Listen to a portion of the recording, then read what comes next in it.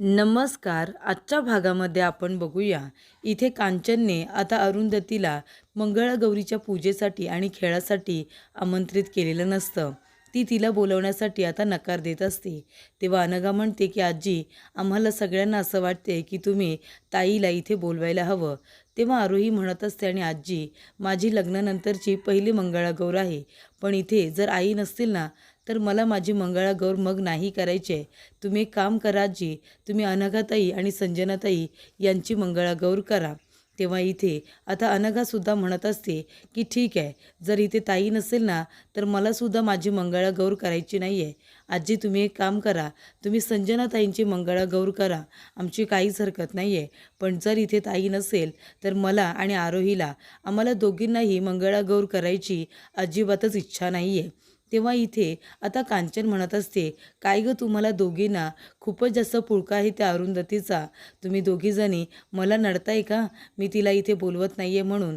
पण हे बघा, एक गोष्ट लक्षात ठेवा, मी तिला इथे मंगळागौरीच्या पूजेसाठी बोलवणार नाही म्हणजे नाही. माझ्या मुलाला तिच्यामुळे किती त्रास झाला आहे हे मला माहिती आहे. तेव्हा इथे आप्पा म्हणत असतात, अगं काय बोलतेस तू कांचन? आपल्या अरुंधतीमुळे काहीही झालेलं नाही आहे.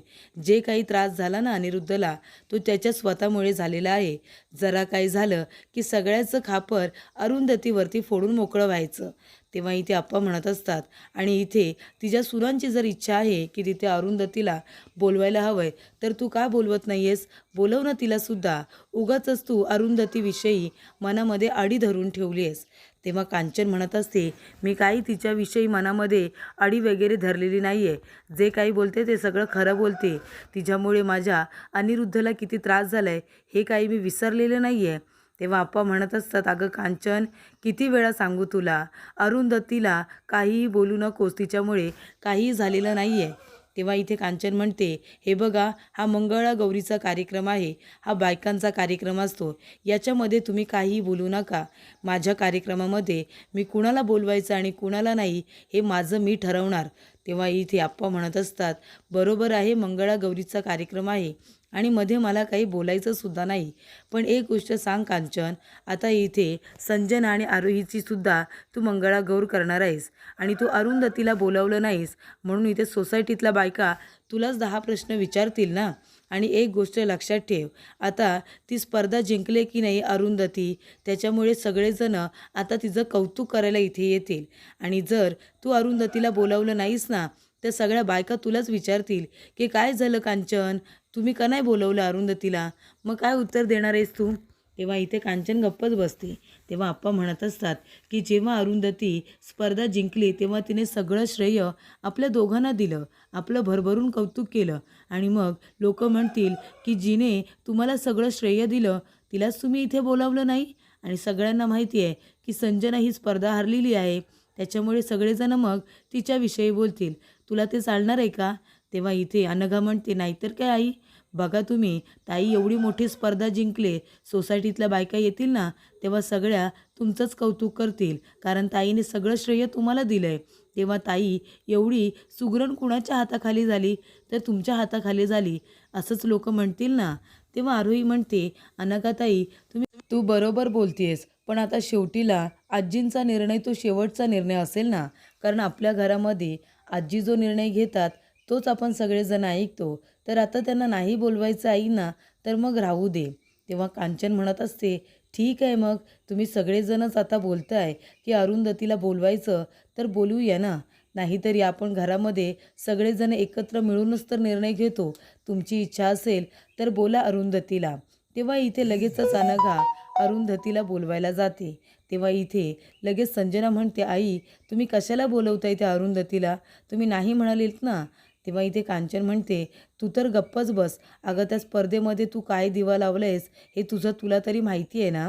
अरुंधतीमुळे मला लोक 4 ओळखतात, माझं कौतुक करतात, कारण तिने सगळ्याचं श्रेय मला दिलं, आम्हाला दोघांना दिलं. आणि जर इथे अरुंधती आली ना, तर सगळ्या बायका सोसायटीतल्या तिच्याविषयी बोलतील, तिच्याविषयी चर्चा करतील.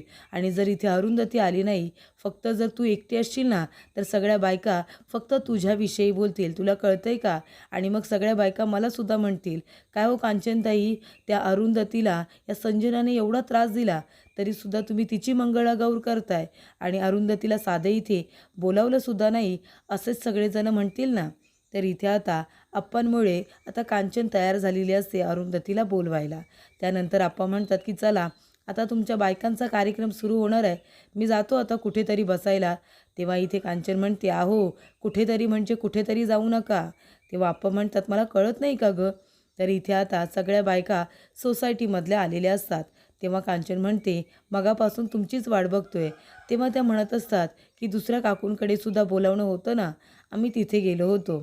तेव्हा इथे यश आणि आप्पा आता दोघं जणं बाहेर जायला निघालेले असतात. तेव्हा सगळ्याजणी विचारत असतात, काय हो आप्पा तुम्ही कुठे चाललात. तेव्हा आप्पा म्हणतात, अहो तुमच्या बायकांचा आता मंगळागौरीचा खेळ इथे सुरू होईल ना, मग आम्ही इथे बसून काय करायचं, मग जातो आम्ही आता दोघे कुठेतरी.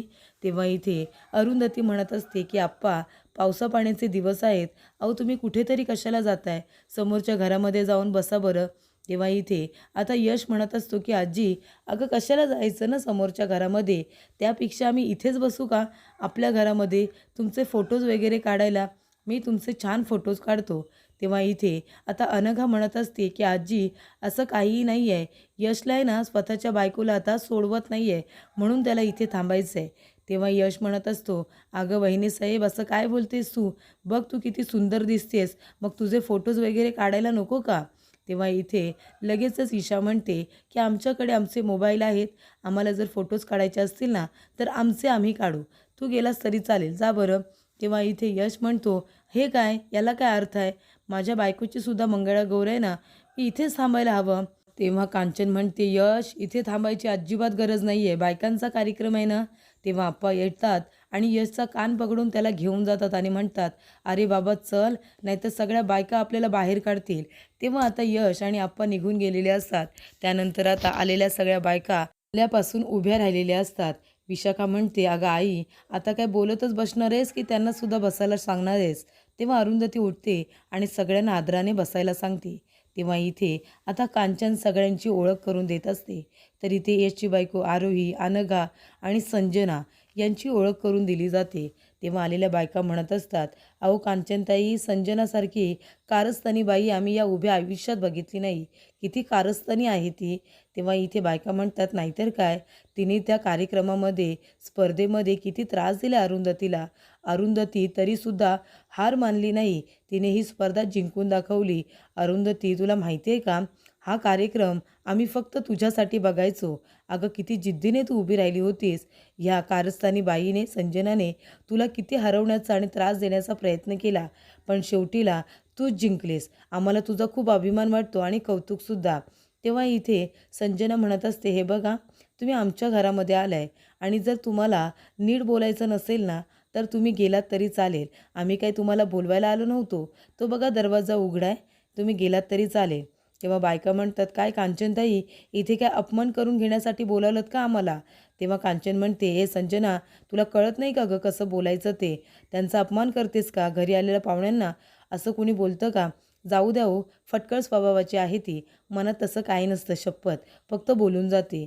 तेव्हा इथे अनघा म्हणते, अहो काकू तुम्हाला एक आनंदाची बातमी सांगायची आहे, ताई आता एका रेस्टॉरंटची मालकीनसुद्धा झाली आहे, ती स्वतःचं काम सुरू करते. तेव्हा इथे बायका म्हणत असतात की अरुंधती खरंच तुझं आम्हाला खूप कौतुक वाटतं आणि कांचनताई पुढच्या वेळी आता भिशीची पार्टी आपण अरुंधतीच्या रेस्टॉरंटमध्येच देऊ. तर इथे कांचन म्हणते, हो हो चालेल ना, आणि ती अरुंधतीकडे बघते. तर इथे आता यश म्हणत असतो की शीट, मला हे अजिबात पटलेलं नाही आहे. तेव्हा आप्पा म्हणतात, काय मग यश, कसलं टेन्शन घेतलेस तू, काय एवढा अस्वस्थ दिसतोयस. तेव्हा यश म्हणतो, आप्पा आता तुम्ही मला सांगा, मंगळागौरीचा खेळ आपण सुद्धा बघायला हवा की नाही. आता लग्नानंतरची आरोहीची ही पहिली मंगळागौर आहे, त्यात एवढी ती सुंदर दिसते, मग आता मी तिच्याबरोबर तिथे असायला हवं ना, तिचे फोटो वगैरे काढायला. आणि बघा ना, आजीने सांगितलं की तिथे थांबायचं नाही म्हणून, याला काही अर्थ आहे का. तेव्हा यश म्हणतो की आप्पा जेव्हा तुमचं लग्न झालं तेव्हा आजीची मंगळागौर जेव्हा होती तेव्हा तुम्हीसुद्धा लपून छपून बघितलीच होती ना. तेव्हा आप्पा म्हणतात, हो यश, पण आता हे सगळं मला ह्या वयात तुझ्याबरोबर करावं लागणार आहे. तेव्हा असं यश म्हणतो की आप्पा चला चला लवकर चला, आपण दोघंजणंसुद्धा जाऊया आणि लपून छपून मंगळागौर बघूया. तेव्हा इथे यश आता आप्पांना घेऊन बाहेर पडत असतो. तर इकडे आता मंगळागौरीची पूजा सुरू झालेली असते. संजना, आरोही, अनघा तिघीजणी या पूजेसाठी बसलेले असतात आणि पूजासुद्धा व्यवस्थित पार पडत असते. त्यानंतर इथे आलेल्या बायका म्हणत असतात, "काय गं ईशा, तुला मंगळागौरीची पूजा नाही करायची आहे का? अगं, आणि आता सासरी जातेस की नाही? दरवेळेला बघावं तर माहेरातच तू दिसत असतेस." तेव्हा इथे ईशा म्हणत असते, "हे बघा, तुम्हाला काय करायचं आहे? मी माझ्या घरामध्ये राहीन, नाहीतर मी कुठेही राहीन. मी माझ्या सासरी राहीन, नाहीतर माहेरी. तुम्ही तुमचं काम करा ना, नाहीतर तुम्ही गेलात तरी चालेल." तेव्हा बायका म्हणतात, "काय हे बघा, ही सुद्धा आता संजनासारखी उत्तर द्यायला लागली. काय गं ईशा, आम्ही सगळेजण आमच्या मुलांना सांगतो की अरुंधतीचा आदर्श ठेवा म्हणून, आणि हे काय तुमच्या घरामध्ये तू स्वतःच्या आईचा आदर्श न ठेवता बाहेरच्या बाईचा आदर्श ठेवतेस? अगं ती तरी अशी फटकळ स्वभावाची आहे, तिला काही कळत नाही चार चौघात काय बोलायचं, तुलासुद्धा कळत नाही का?" तेव्हा इथे आता विशाखा म्हणत असते, "बरं चला, आता आपल्याला पूजा करून आता खेळसुद्धा खेळायचे आहेत." तेव्हा इथे आता छान पद्धतीने इथे पूजा पार पडते आणि आता सगळ्या बायका खेळसुद्धा खेळत असतात. तर इथे आरोही अनघा दोघींची जोडी झालेली असते आणि त्यामुळे इथे खेळाला खूपच जास्त रंग आलेला असतो. आरोही म्हणते की "आता आई तुम्हीसुद्धा या, माझी पहिली मंगळागौर आहे, नाही म्हणायचं नाही." तेव्हा इथे अरुंधती आता येते आणि इथे आरोही बरोबर फुगडी खेळते. तेव्हा आरोही म्हणते की "अनघाताई, आता तुम्ही पण या, आपण तिघीजणी फुगडी खेळूया." तेव्हा अनघा म्हणते, "जमेल ना?" आरोही म्हणते, "आपण जमूया, या ना तुम्ही पण." तर इकडे बायका छान पद्धतीने सगळ्या खेळाची गाणी म्हणत असतात आणि सगळ्या बायका खेळत असतात. तर इथे आता अप्पा आणि यश दोघंजण आलेले असतात आणि आता दोघेही विचार करत असतात कुठून जायचं. मेन दरवाजा तर बंद असतो. अप्पा म्हणतात की "आपण खिडकीने जाऊया का?" तेव्हा इथे आता आरोही, अनघा आणि अरुंधती तिघीजणी छान पद्धतीने फुगडी खेळत असतात. तेव्हा संजना लगेचच आता कांचनला घेते. कांचन, विशाखा आणि संजना तिघीजणीसुद्धा फुगडी खेळतात. त्यानंतर इथे आता आप्पा म्हणत असतात की "खिडकीने जाऊया का?" तेव्हा यश म्हणतो की "खिडकीला पडदे नाही आहेत, आपण जर बघायला गेलो तर आपणच त्यांना दिसू." तेव्हा आता यश म्हणतो की "आप्पा, आपल्याला मागच्या बाजूने जावं लागेल." तेव्हा इथे आप्पा म्हणतात, "अरे नको बाबा, कांचनने बघितलं ना तर उगाच प्रॉब्लेम होईल." तेव्हा यश म्हणतो, "नाही बघणार आजी." तेव्हा इथे आप्पा म्हणत असतात, "नाही रे, आता इथे कोण जाणार बरं सोफेच्या तोंडाशी?" तेव्हा यश म्हणतो, "आप्पा, तुम्हाला जर नसेल यायचं तर नका येऊ, पण मी तर आता मागच्या बाजूने जाणारच आहे." तर इथे किचनच्या खिडकीमधून आता यश आतमध्ये येण्याचा प्रयत्न करत असतो. तर इथे आता सगळेजण खेळ खेळत असतात ते बघून अरुंधतीसुद्धा एन्जॉय करत असते. तर इथे यश आता किचनमध्ये आलेला असतो आणि तो फ्रीजच्या मागे लपून आता बघत असतो आरोहीला. तर इथे बायका म्हणतात की "आरोही, आता तू मध्ये अडकलेली आहेस, आता तू इथून जाऊन दाखवायचं, आणि जर तू इथून बाहेर नाही पडू शकलीस ना तर मग तुला उखाणा घ्यावा लागणार आहे." तर इथे आता खूप छान पद्धतीने ती बाहेर पडण्याचा प्रयत्न करत असते, पण आरोहीला कुणीही बाहेर जाऊ देत नाही.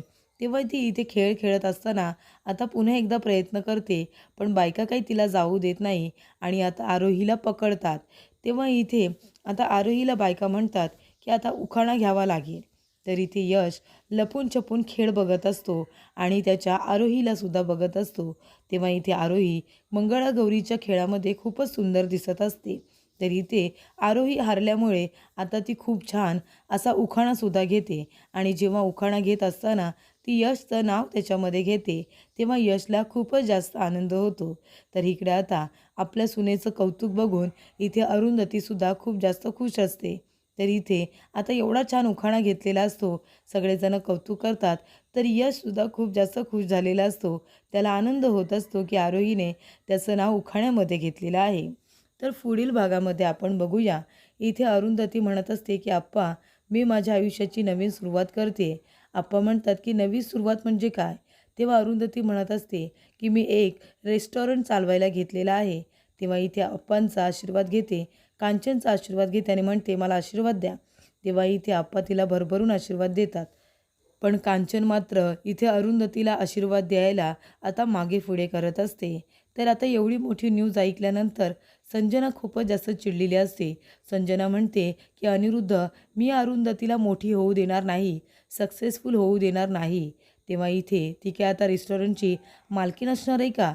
तेव्हा अनिरुद्ध म्हणत असतो, "हे बघ संजना, पण आता आपण काही करू शकत नाही, तुला कळतंय का? तेव्हा इथे संजना म्हणत असते, मी शांत बसणार नाही आहे. तिने माझ्या सगळ्यांसमोर कानाखाली दिली होती ना, आता मी सगळ्यांसमोर तिच्या कशी थोबाडीत देते ना, ते बघच तू.